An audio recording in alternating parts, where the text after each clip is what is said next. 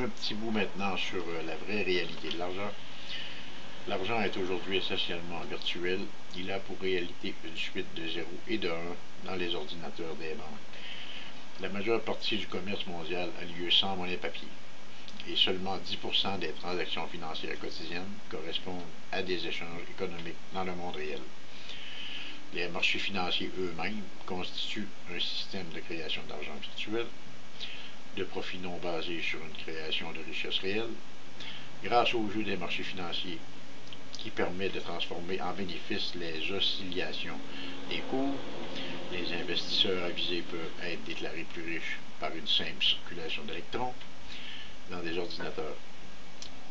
Cette création d'argent sans création de richesse économique correspondante est la définition même de la création artificielle de monnaie, ce que la loi interdit aux faux monnayeurs et ce que l'orthodoxie économique libérale interdit aux États est donc possible et légal pour un nombre restreint de bénéficiaires.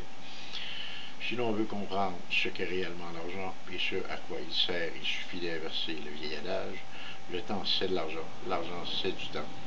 L'argent est ce qui permet d'acheter le temps des autres et le temps qui a été nécessaire à produire les produits ou les services que l'on consomme. Maintenant, un peu d'écologique et d'économique. Il est évident que nous commençons à nous heurter aux limites écologiques de l'activité économique. Un système économique libéral dont le but est la recherche du profit à court terme pour des intérêts particuliers, on ne peut prendre en compte les coûts à long terme tels que la dégradation de l'environnement. Les modèles économiques actuels sont également inaptes à estimer à sa juste valeur la production de la nature est indispensable à notre survie. Production d'oxygène, fixation du gaz carbonique par les forêts et les océans. Régulation de la température, protection contre les rayonnements solaires, recyclage chimique, répartition des pluies, production d'eau potable, production d'aliments, etc. Si nos modèles économiques intégraient le coût réel de la destruction de la nature, de la pollution, des modifications climatiques, cela changerait radicalement notre estimation de ce qui est rentable et de ce qui ne l'est pas. Maintenant, une destruction de la nature intentionnelle. Pourquoi encore pour qu'on appelle cet élitisme à leur demander de l'aide? La disparition de la nature est inévitable car elle est voulue par le nouveau pouvoir économique. Pourquoi? La disparition de la nature et l'augmentation de la population vont rendre les individus encore plus dépendants du système économique pour leur survie et vont permettre de générer de nouveaux profits, avec notamment une consommation accrue de médicaments et de prestations médicales. Par ailleurs, la nature constitue une référence d'autre ordre, celui de l'univers. La contemplation de la beauté et de la perfection de cet ordre est subversive. Elle amène l'individu à rejeter la laideur des environnements urbanisés et à douter de l'ordre social qui doit demeurer la seule référence. L'urbanisation de l'environnement permet de placer la population dans un espace totalement contrôlé, surveillé, et où l'individu est totalement immergé dans une projection de l'ordre social.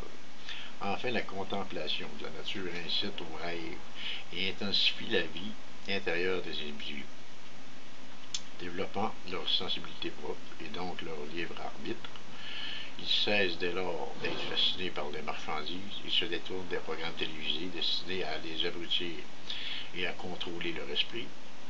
Délivrés de leur chaîne, ils commencent à imaginer une autre société possible, fondée sur d'autres valeurs que le profit et l'argent. Tout ce qui peut amener les individus à penser et à vivre par eux-mêmes est potentiellement subversif. Le plus grand danger pour l'ordre social est la spiritualité, car elle amène l'individu à bouleverser son système de valeurs et donc son comportement, au détriment des valeurs et au comportement précédemment implantés par le conditionnement social. Pour la stabilité du nouvel ordre social, tout ce qui peut stimuler l'éveil spirituel doit être éliminé. C'est des malins, c'est des alternatives, la dernière chance. Pour ne pas être définitivement exclu du jeu, les contre-pouvoirs au pouvoir économique, des syndicats, des associations de consommateurs, mouvements écologiques, plus trop sûrs, avec Greenpeace, s'ils ont infiltré le Vatican, ça me surprendrait qu'ils auraient de la misère à infiltrer Greenpeace. Là. Puis c'est surtout pas avec les Al Gore de ce monde qui a récolté tous les fruits de son travail écologique, soi-disant, mais on sait que c'est les taxes qui visaient. Hein. Alors, non, ils doivent répondre en se plaçant sur le même niveau d'organisation. Oui, mais bon, tout est infiltré, c'est le peuple, c'est nous qu'il va falloir qu'il change nous-mêmes par notre mode de consommation, en étant autonome. Les grandes marques, puis tout, c'est certain que c'est beau, hein, mais c'est encourager ceux qu'on dénonce. Alors, non. C'est mon avis là-dessus. Il faut informer, surtout communiquer, puis surtout pas s'écraser. Vous voyez du monde qui s'estime, là. C'est ça. C'est moi le plus beau, c'est moi le meilleur, c'est moi le plus fort. Écoute, si on passe pas par-dessus ça, là, on va se faire écraser, puis il va falloir attendre après Jésus, j'ai cru.